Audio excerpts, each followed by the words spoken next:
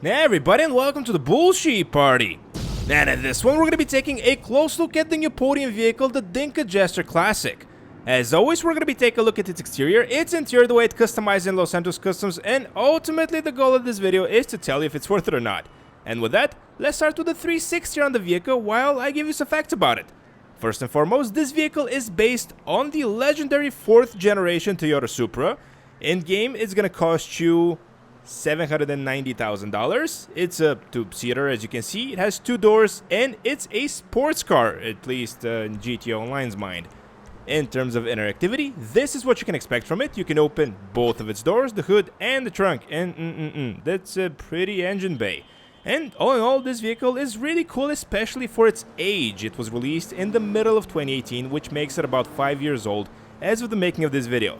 Why am I excited for this vehicle so much? Well, because it's its first time on the podium, and we haven't had that in a while, have we? Now let's restore it, and let's jump in and look at how the interior looks. And more importantly, how does the car sound?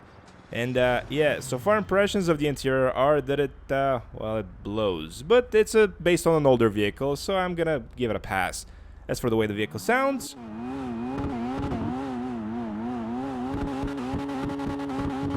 honestly, not horrible, but not great either.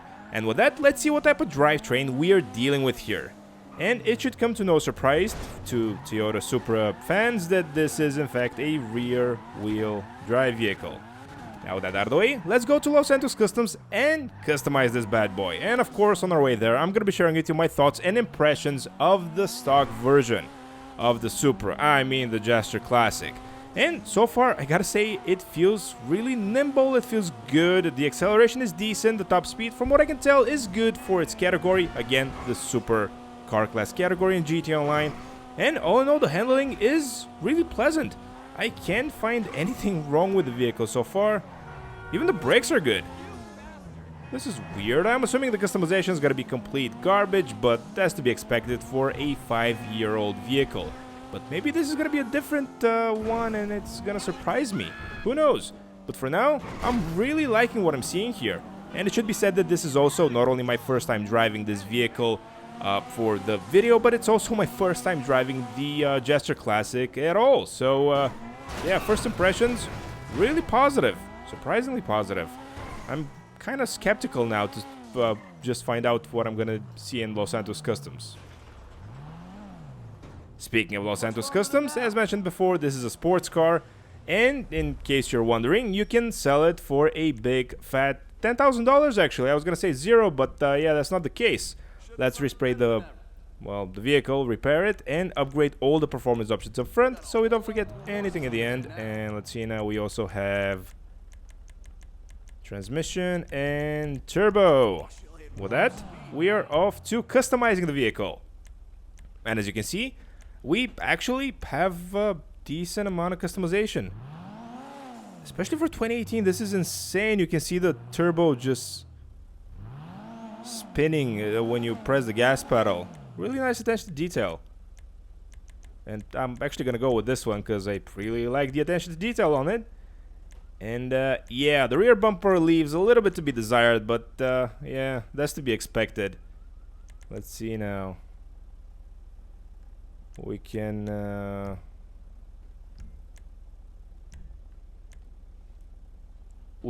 change the chassis of the vehicle. Let's see. Change this and this. Let's see, rear bumper. Now I changed my mind. Let's go with this one. Chassis. No for that. Exhaust options. This is everything we can choose. Yeah, this is a big old exhaust. Headlight covers. I guess if you want to make it look stupider, you can go with this one. I kind of want to make it look stupider. Let's go with this one. Fenders. Why not? These are all the hood options you can choose from. And because it's an older vehicle, you're not going to have the translucent hood that some new vehicles from the whatever the DLC was called. The Car Meet series, whatever. But I like this one, so we're gonna be doing that. Liveries! Here are all the liveries you can choose from. And it should be mentioned that Rockstar already gave us a livery with this. So we are already liveried up. So let's go with the black one, because otherwise it looks kind of naked. License plate. Of course, we're going with yellow and black. Roof. Let's go with this one.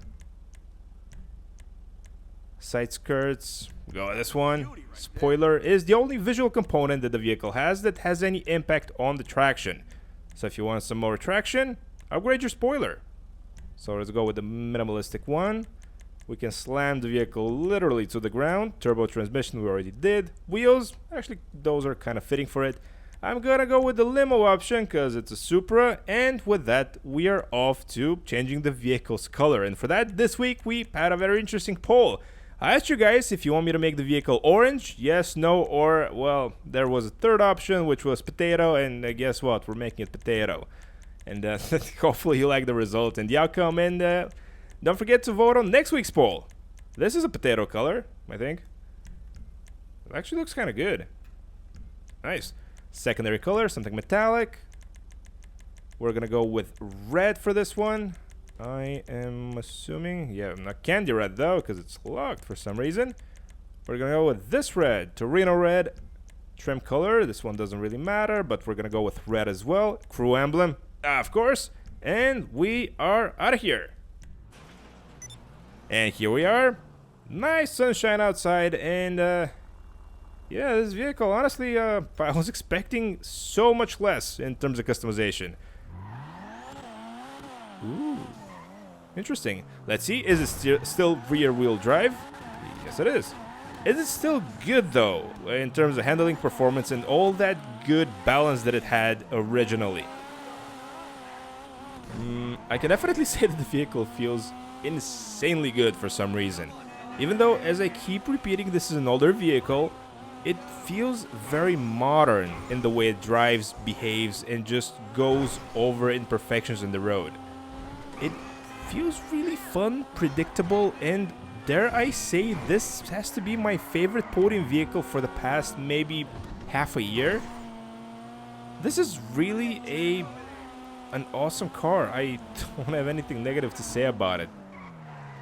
I was a little bit skeptical when I saw it on the Podium, but yeah, really good vibes so far. Insane. The handling is very good, very maneuverable. Even though it's a rear-wheel drive car, it behaves very... what I'm saying is, you're always aware of how the car is going to behave in any given situation. It's not going to surprise you like most rear-wheel drive vehicles, and that's probably because it doesn't have that much power, which in this case, it's a good thing. Handling, really nice. Acceleration, really nice. Top speed, decent. Brakes are insanely good, and the overall package is really good when you consider the level of customization we have here. It's not that expensive, and it's really cool. And if you're a Supra fan, you probably already own this, but well, why not own two? Because this is the current Lucky Wheel Podium vehicle, so you can get it for free this week. In case you're curious if I am recommending it, yeah, well, 2 thumbs up, Roger and Ebert. Just go ahead, get it from the Lucky Wheel. I'm sure you're not gonna regret it. And with that, we're going to be ending the video. Thank you so much to everybody that watched. Please like the video. Please subscribe to the channel. Consider becoming a channel member, and you'll get more content and more polls to get involved in the videos. Thanks so much for watching, and I'll catch you all in the next one.